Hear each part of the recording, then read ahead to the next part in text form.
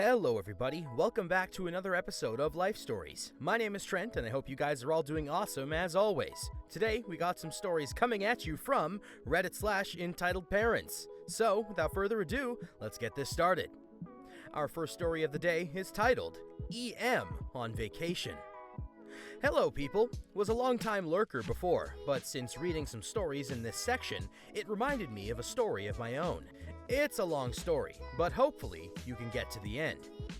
Basically, I was working in an agency a couple of years ago where we managed vacation homes and apartments for rental in some coastal regions directly with their owners. Moving forward, a family rented an apartment 20 meters from the beach. This will be important later. It was a small apartment with very detailed descriptions of what you would get or receive in it, and what the size was. There was also a lot of pictures with no hidden angles. Everything seemed to be fine until the second day out of the 6 days the apartment was booked. There came the complaints that the apartment was a disaster. So, here comes the story. Our cast: EM, you know who, M, me, LL, laid-back landlord who rents the apartment. EM is calling on the phone. Hello, this is CB. We rented X apartment at X location. It's our second day here, and we're extremely upset about everything here. What seems to be the problem? I ask. The whole apartment is terribly dirty. It's just impossible to sleep, let alone be in this environment. The walls are dirty, and there's cracks, etc. We want another accommodation for us. My poor children might get sick here. Keep in mind, they complained about it after 1 day of already staying there, and we cannot simply change their stay just trusting on their word. Ma'am, could you kindly send us the pictures of where the issues are with the description on our mail list? We'll check it instantly and see what we can do. The EM agrees and sends some pictures with descriptions. So, as looking through it, I can't see any problems. The apartment was a small one, basically 35 meters squared, and walls seemed alright. There were merely a few small sand stains on the balcony by the door, which obviously any wind could have blown in at any moment. To make everything simpler for all of us, I contacted the landlord and asked to sweep it off so we can get it all done, as she seemed like an entitled kind of wreck. Landlord agreed, and he received some calls just to get it done. 1 day later. Hello, it's EM again. I have complaints about this disastrous place. It's just too small for my family. We've barely room to move around, and it's just a whole mess here. The living conditions in this one are not suitable for animals, let alone humans. Ma'am, could you explain what exactly is the issue now? As I have spoken to the landlord, everything was cleaned and in working order. There's sand on the balcony again, and the place is just too small. I thought these 35 meters squared would be bigger than in the description. I kid you not, she said that. She went on to mention that her kids don't have a place to play in the apartment.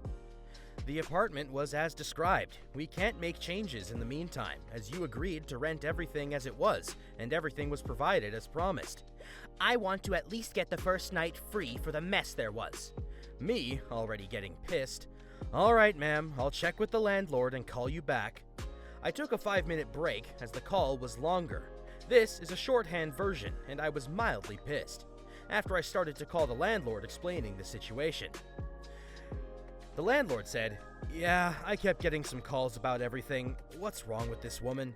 I don't know. Could we somehow get an agreement to this situation? She's asking for the first night free for the troubles, etc.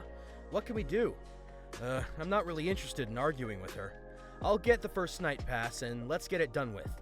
Thank you for understanding. I'm also just trying to get it done." Later, I called EM. "Hello, ma'am. The fees for the first night will be waived, so it's handled." "Oh, good, as it's supposed to be. This is a hellhole we are in," etc., etc. Glad to be of service. Have a pleasant day. A couple of days later, we get another call from her. Good morning, I'm EM, and we're staying at X Rental. We already had some calls with you. Hello, ma'am. Yes, I remember. How can we help you today? We would like to stay 2 more nights here, and we are asking for a discount on it. I'm trying to process everything right now, since she was complaining that everything was a hellhole, people can't live here, etc., and now she wants to stay longer, and is asking for a discount? Ma'am, that is not possible, and even if I could give you a discount, there are new guests coming after you. Please leave the apartment, as it's reserved. What do you mean I can't get it? After staying here for X days, we deserve the discount for our troubles. And because of the conditions, my poor children had to stay at... I cut her off. No, ma'am, we did everything we could to provide a pleasant stay, and we do not owe anything to anyone. Shame on you. We had... She went off with some more complaints about everything. Obviously, she's making them up. We cannot help you with that, ma'am. EM hangs up in anger. Later, I called the landlord due to wanting to share what just happened, and he just laughed it off and just said, "Crazy people," and was a good sport about everything. This is the vacation rental equivalent of someone going to a restaurant, eating an entire meal, and then deciding they didn't like it and trying to get another one for free. Moving along, our next story is titled, "Wash Your Hands, Please." It seems that the cafe I work at attracts the crazy ones.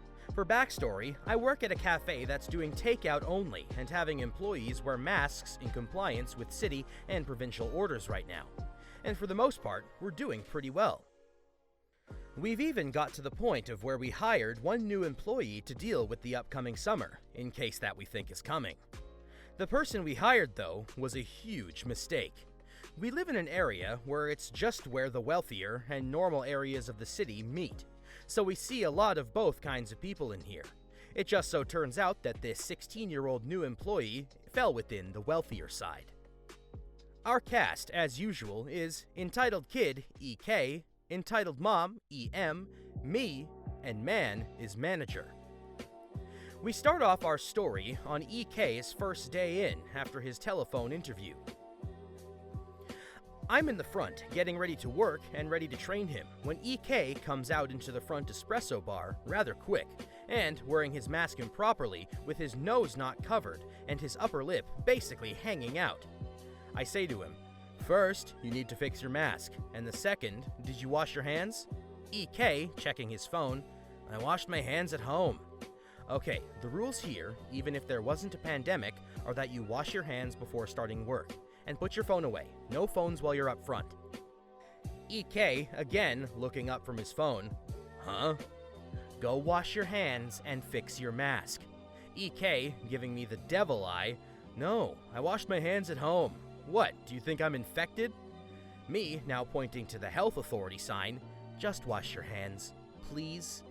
I washed them at home. Why am I gonna do it again? Man, who was cleaning parts of an espresso machine. EK, you need to wash your hands and wear your mask properly, over your mouth and nose. At that point, EK grumbles and trudges over to the hand wash sink. Out of the corner of my eye, I see him just wet his hands, shake them dry, and come back. Manager seemed to see much more than that. Man, speaking in her patented mom voice, "Wash your hands properly, please. Water and soap for 20 seconds. F you, said EK. Man, now dropping all politeness, "You're fired." EK, wide-eyed and shocked, "What?" "You're fired. Return your apron, please, and get out." EK, now angry, "What? 'Cause I won't waste water and soap?" Man, now getting frustrated, "Because you're being disrespectful, not only to me, but to other employees. I'm not going to tolerate..." "Seriously? You're gonna be that guy?" "Yes, I am. Now get out." EK threw his apron on the ground and stormed out, but not before giving everyone the finger and yelling some racial slurs at manager, and promising we'd be hearing from him. Later that day, we got an angry phone call from his mother. I was lucky enough to be in the office when the call came in, and manager was nice enough to put it on speakerphone. It starts midway through the call before.